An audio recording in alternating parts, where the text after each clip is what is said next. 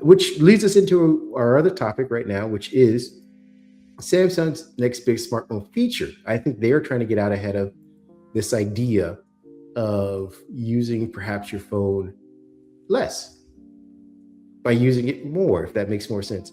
What Samsung introduced before, and then this is kind of in a press release, and they kind of hinted at it during the event, was that Bixby and Perplexity, or Samsung and Perplexity, I guess, Gemini to a certain extent, will be paired up together to offer a multi-agent AI. I wrote about this, covering it, but what ends up happening with this is that this AI agent will use the inbox apps to kind of string together functions on your phone and do things for you. If you guys want to have this quick, view of how this works in the real world, I suggest going to Mr. Mobile. He was able to use the phone for a couple of days, and he tried this out by basically ordering an Uber to kind of take him to a restaurant that he and his friends are going to be at, where they need to book a table and reserve time to eat there. And so the idea is that, again, you tell Google Gemini, Perplexity, or Bixby, like, hey, there's going to be me and David. We want to go grab some drinks at this one place and then move over to another place to have dinner and talk about the podcast. That's the plan. I tell the phone that.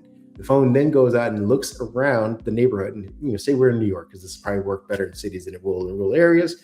It says here, found out some places that you've been to have drinks before, especially with David, because I went through your email, I went through your messages, I went through a bunch of other stuff, and you guys have been to, Draft's Beer House 4 times before. I booked or found the hours for that. We don't necessarily need a booking, but it looks like the wait times for drinking there are around happy hour time. Is that what you guys want? Probably click yes. And then it will go on to say, all right, and then I also booked your Uber from there, because we don't want you drinking and driving, to your next restaurant. You guys have eaten both here several times before, and it looks like you guys have eaten around 6, 7-ish o'clock. So I booked a table for you guys, and the Uber will get you there at this time. So I'm going to put in a reservation for that.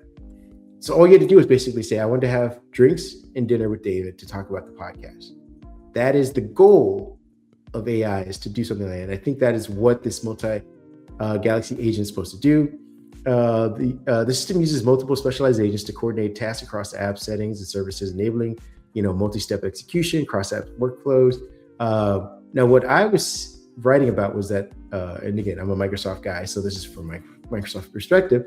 This was the early kernels of Windows Phone, where it wanted to take information from several different apps, put it into a layer for you, extract it, and put it into, and this is what they called hubs. So they had a social hub, they had a messaging hub, they had an apps hub, so gaming hub. Basically, if you use messaging like WhatsApp, Facebook, Messenger, Teams, Skype, whatever, the messages themselves would just all be extracted and put into this layer that showed you, here are your messages from everybody.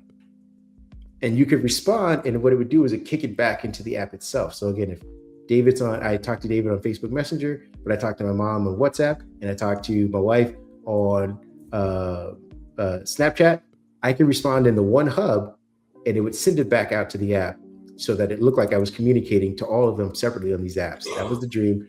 Obviously, the app developer said no, because unless you can see the big blue box of Facebook, I lose out on advertising. That is how I make my money. When you take my information and my data and put it into your operating system, I lose money on the advertising, because nobody wants to advertise on my app, because no one's seeing my app. No one's visiting Facebook. No one's visiting Snapchat. No one's visiting TikTok or any of these things. They're all just using your operating system layer.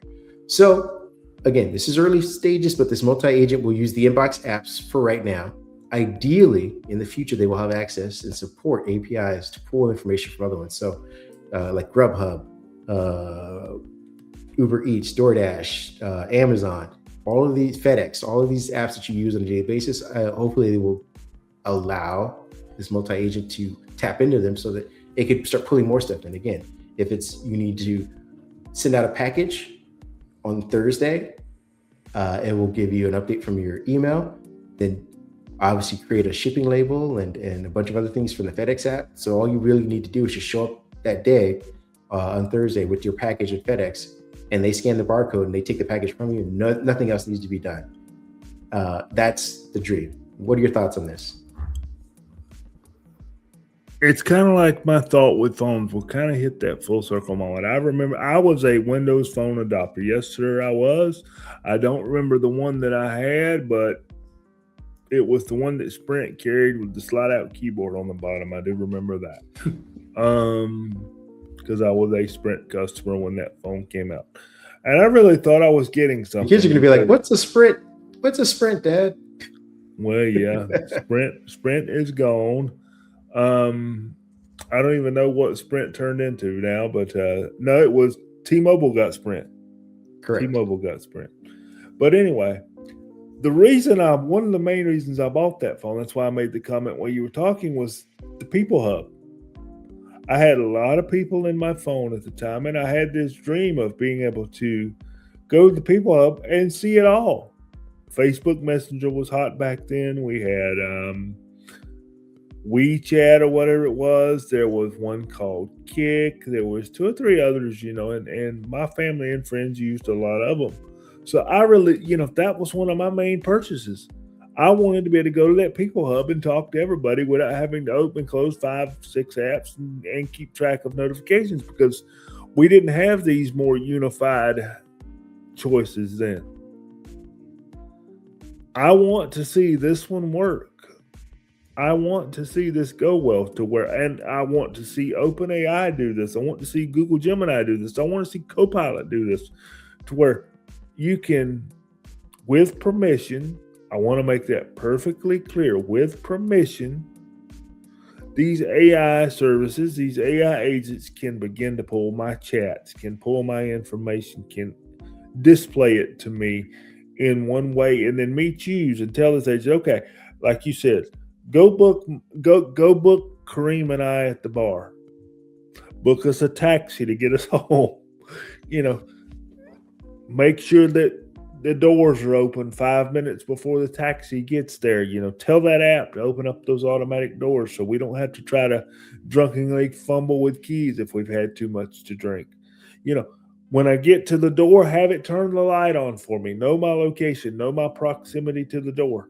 Turn that light on for me. Maybe turn on some music. Maybe, if we're going all in, start some bath water. If somebody can get this to work, and Samsung may have the ability to pull it off, then I think you've got something here. Right. I think this goes well. I think people will use this product. Yeah, the biggest barrier to entry is trusting Samsung inbox apps. I use a couple of them, but I also augment them with a bunch of other ones. Like, I use Outlook as opposed to Mail. I use OneNote instead of Notes. So if I'm willing to dive in, if this works like it's promised, then that could be something worth looking into. We're gonna move on to our next one, so we can wrap this podcast up and go out on a funish note. And that's the big news. That's the heavyweight of this week. That is Xbox, Phil Spencer stepping down, and Asha Sharma, I believe I'm saying that correct. I could be mispronouncing it, and I apologize, stepping in, and Sarah Bond stepping out, and Matt Booty stepping to the side. Everyone's doing a bunch of stepping and shuffling. This is a musical chair situation, but like we mentioned on Friday, briefly on Friday, and we get into more of, Microsoft had a big shuffle in its Xbox division, and at the time, people on Friday were very pessimistic about it, because again, when you want to dump bad news, especially particularly in stocks or political, apparently, you do it on a Friday when people are going into the weekend and not paying attention. And so people wrote up the story this way. The narrative exploded and ran very quickly that, hey, the reason why Microsoft's doing this because they're trying to bury that they're about to kill off the Xbox. Those were a lot of big headlines. I had my own knee-jerk reaction, especially when I saw that Sarah Bond was being looked over for this new person. My initial reaction was that this new person is about to take a hit that Sarah Bond wasn't willing to take. She was being built up as Phil Spencer's predecessor for over a year and a half now, since they bought Activision Blizzard. So it seemed odd that she wouldn't be the person. And I made the you leap to a conclusion that they must be asking her to do something that she wasn't willing to. And then Asha had come out talking about AI slop and a bunch of AI stuff. And depending on what you're considering AI, you could have seen her as the harbinger of something bad happening to Xbox, which would surround itself mostly around AI and less around gaming. But everyone got a chance to chill over the weekend, ice their thoughts, and then also find out from interviews over the past next 5 days, because she was out doing kind of like a speaking round. But what Asha believes in, where she's coming from, what the plans could be for Microsoft in the future, what she's centered around, and it looks like so far that she might be a good steward of the Xbox brand, something that was sort of in shambles. And I say that relatively speaking. Obviously, it was not like it was during the Xbox One situation. And I wrote about this, that what she's coming into is a lot different than what Phil Spencer's leaving her, or what he walked into with the Xbox One. So go read my write-up for that comparative analysis. But the TLDR is that Xbox was in a really bad spot when Phil took over. There were negative stories about it constantly. They were a lack of exclusives. And Sony had just been kind of laughing them because of a bunch of marketing missteps. The console itself was designed poorly around the future. Again, they wanted to go with the Kinect. They wanted to do this DRM situation for offline gameplay. They wanted to create its own store.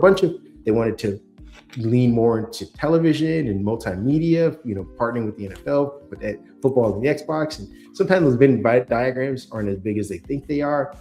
So the gaming community was revolting. Phil Spencer came in and said, hey, we're going to rethink all of this. We're going to bring backward compatibility. We're going to just focus on games. We're going to try and, ease our relationship and show our relationship with the developers in Japan. We're going to just try and listen to you guys and deliver on gaming. And over the last, 8 or 9 years, he's been doing a pretty decent job. It wasn't until roughly around the Activision Blizzard acquisition that the Xbox brand started to stumble again. And we find out through interviews that he and Sarah Bond, who was his predecessor, were obviously championing the play anywhere, everywhere strategy. And this is kind of where she was supposed to take over. It looks like that is not playing out not nearly as well as they thought it would. And I think part of the reason why she was overlooked, and again, this is all speculation based on some of the reporting from people like Jess Gordon and Zach Bowden and Tom Ward, was that one of her biggest fumbles after the acquisition, because she was spearheading that, and that's kind of what she does, was the Xbox mobile store. It was the big selling point on the reason why they bought Activision Blizzard and King. King was the lesser known property, but probably the biggest play was to create their own store, kind of like Epic has. And they kept talking about it. And obviously, as a gamer, you realize that never came to be. Mm-hmm. It was nowhere to be found, and that was one of the biggest fumbles. And it may have cost her the position.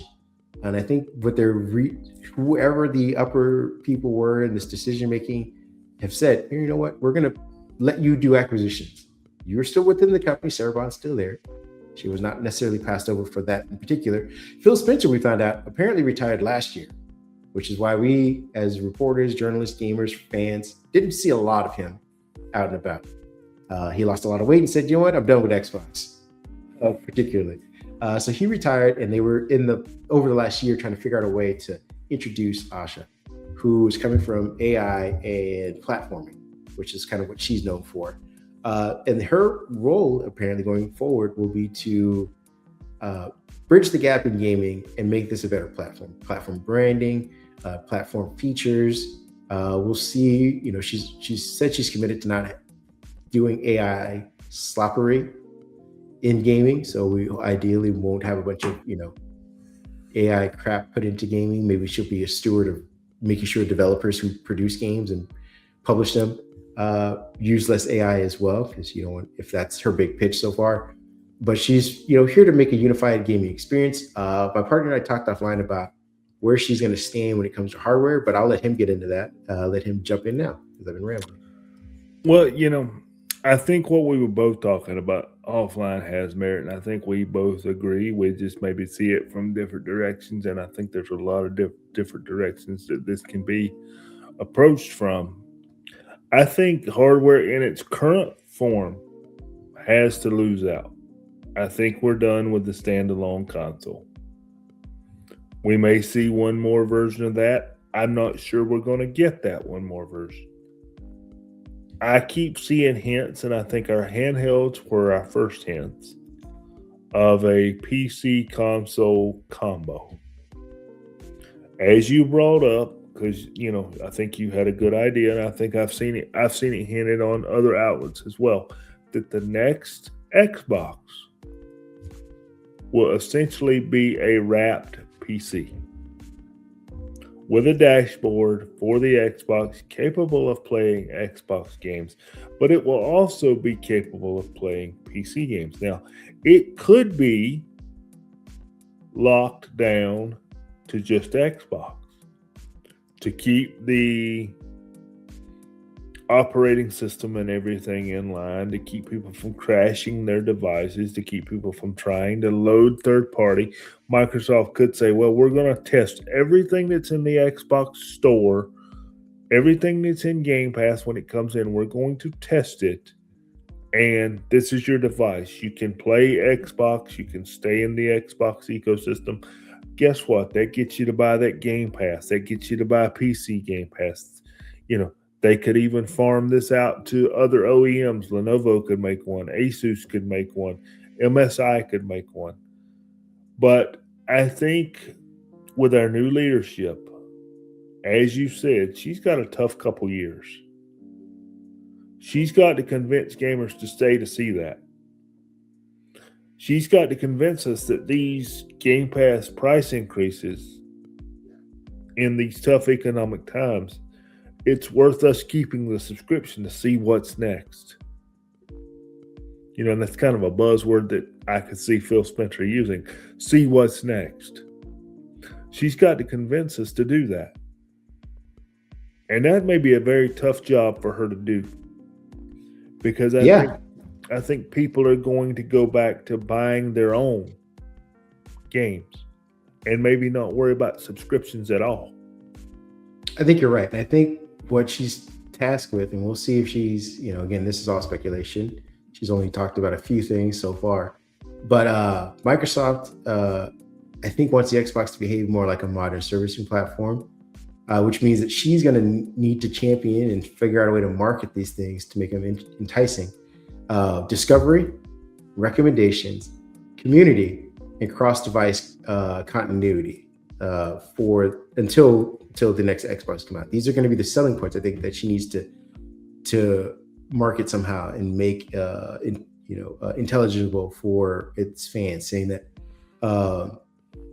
instead of having the Xbox home screen be the static thing that you have to manually put in, it will be a living board that will bring in recommendations, that will use AI or algorithms to figure out what you like playing, the amount of times you like playing, your play style, and then start putting in this kind of content in front of you, saying, hey, here are recaps, here's communities online and other platforms that you can go to extend your gameplay, to here are YouTube videos and tutorials and perhaps this level that you've been stuck on for the last 6 days, like me on Hades.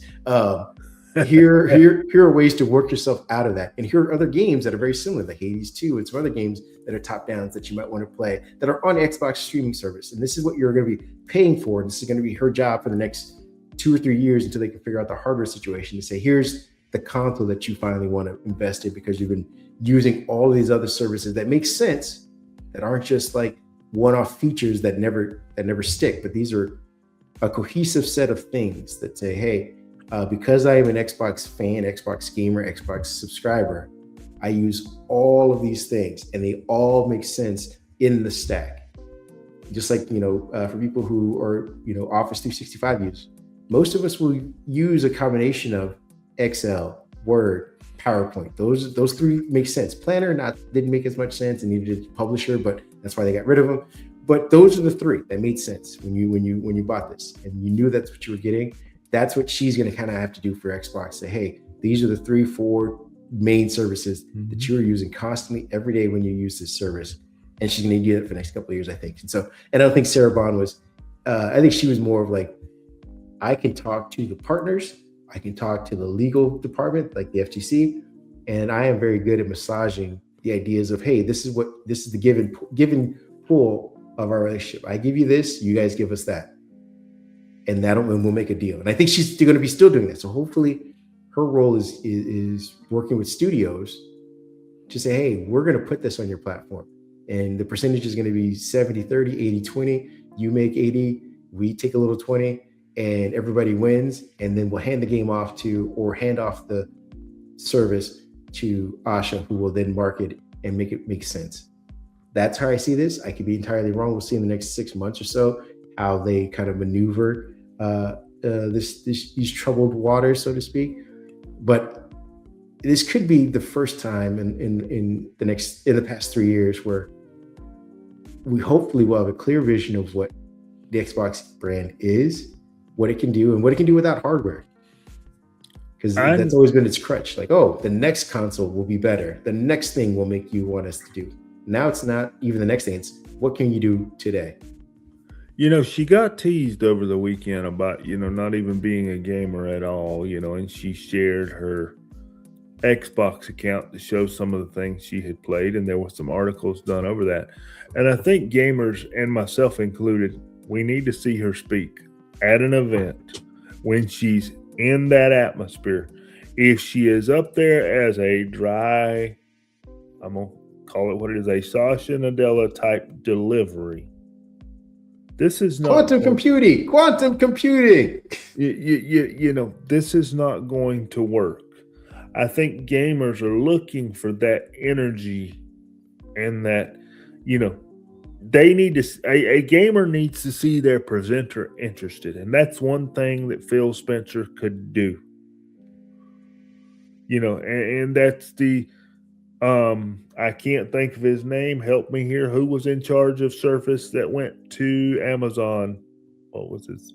Panos Panay. Yeah, Panos. Thank you. Panos, he had that energy with the Surface presentations. It brought you in. But now if she is up there, this year we are releasing Call of Duty Black Ops 8, and it's got these new graphics. Now we'll throw it to the video. That's not going to work. We need some energy. The brand needs some energy. Gamers need some energy. So it's going to be exciting. It's different. I think different could be good. I'm going to give her a chance. I'm going to give her a chance to stumble, because I think in the end, she'll come out a winner. I think, yeah. And ideally, if she comes out a winner, we're all winners. That's the point. Yeah.